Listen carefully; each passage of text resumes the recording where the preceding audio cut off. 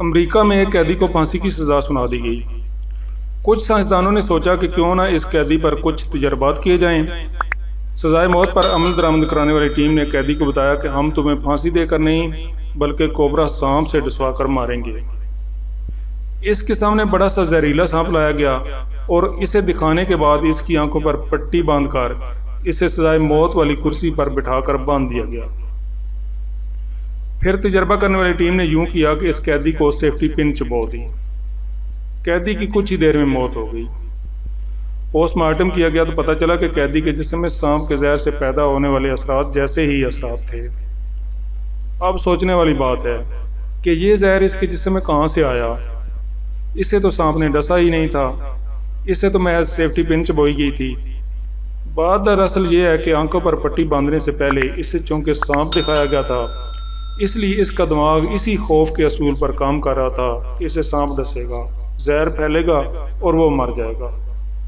سانپ سے ڈسوانے کی بجائے اسے پن چبو دی گئی، لیکن اس چیز کا ادراک اس کے دماغ کو نہیں ہو سکا کہ یہ پن ہے۔ دماغ نے اسے سانپ کے ڈسنے سے ہی تعبیر کیا۔ چونکہ دماغ پہلے ہی یہ قبول کر چکا تھا یہ سانپ بڑا زہریلا ہے، اس لیے دماغ نے پن چبھتے ہی جسم کے فنکشنز کو سانپ کے ڈسنے کا میسج دیا اور اعضاء اور فنکشنز نے اس طرح کے ریئیکشنز دیے جو زہر کی صورت میں دیے جانے تھے۔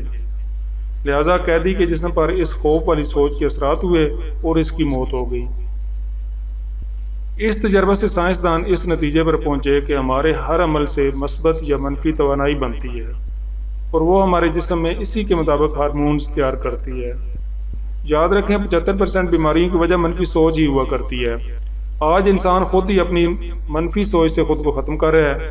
اپنی سوچ کو ہمیشہ مثبت رکھیں اور سدا خوش رہیں۔ 25 سال کی عمر تک تو ہمیں دوسرے لوگوں کی پرواہ نہیں ہوتی۔ 50 سال کی عمر تک اسی ڈر میں لگے رہتے ہیں کہ لوگ کیا کہیں گے۔